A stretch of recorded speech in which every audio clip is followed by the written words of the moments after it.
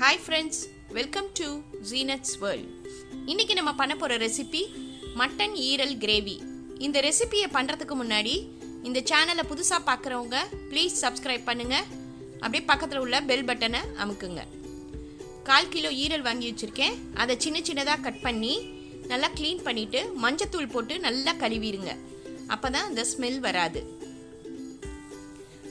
இப்போ நம்ம அடுப்பில்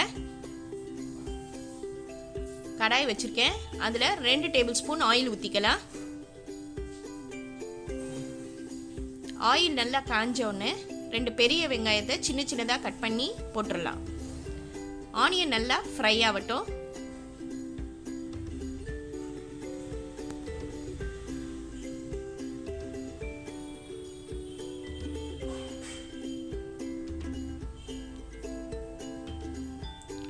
கருவேப்பிலை கொஞ்சம் போட்டுக்கோங்க.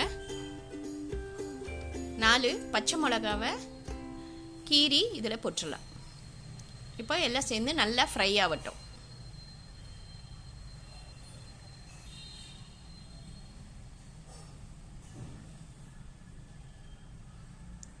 ஆனியன் நல்லா ஃப்ரை ஆயிடுச்சு. உப்பு தேவையான அளவு போட்டுக்கலாம்.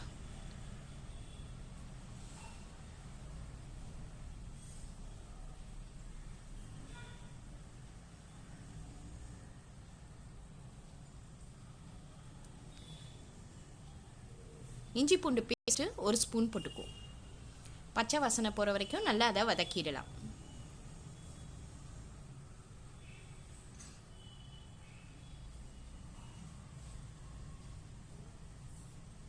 தக்காளி 2 சின்ன சின்னதாக கட் பண்ணி போட்டுடலாம். இப்போ வெங்காயம் தக்காளி எல்லாம் நல்லா வேகட்டும். அடுப்பை சிம்மில் வச்சுக்கோங்க.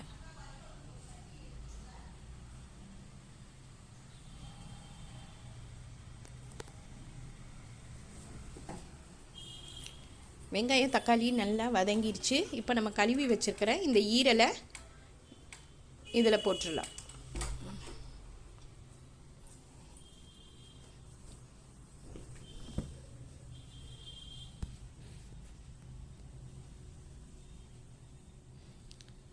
இப்போது வெங்காயம் தக்காளி ஈரலோடு நல்லா வதக்கிடுங்க. வதக்கிட்டு நம்ம அதில் ஒரு 1/2 கிளாஸ் வாட்டர் ஊற்றிடலாம். ஈரல் நல்லா வேகட்டும்.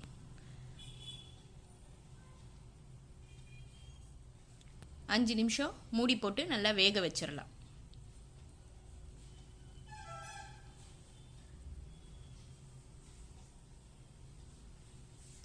இப்போ ஈரல் நல்லா வெந்துருச்சு. இப்போ நம்ம மசாலாவை போட்டுடலாம்.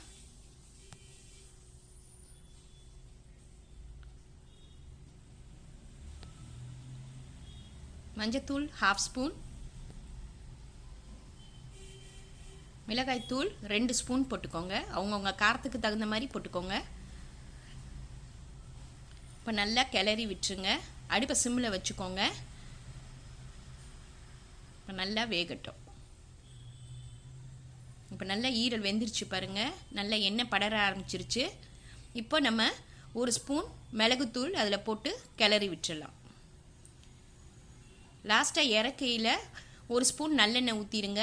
அப்போனா ஈரல் ரொம்ப டேஸ்ட்டாக இருக்கும், உடம்புக்கும் ரொம்ப நல்லது. இது ரைஸு இடியாப்பத்துக்கெல்லாம் சூப்பராக இருக்கும்.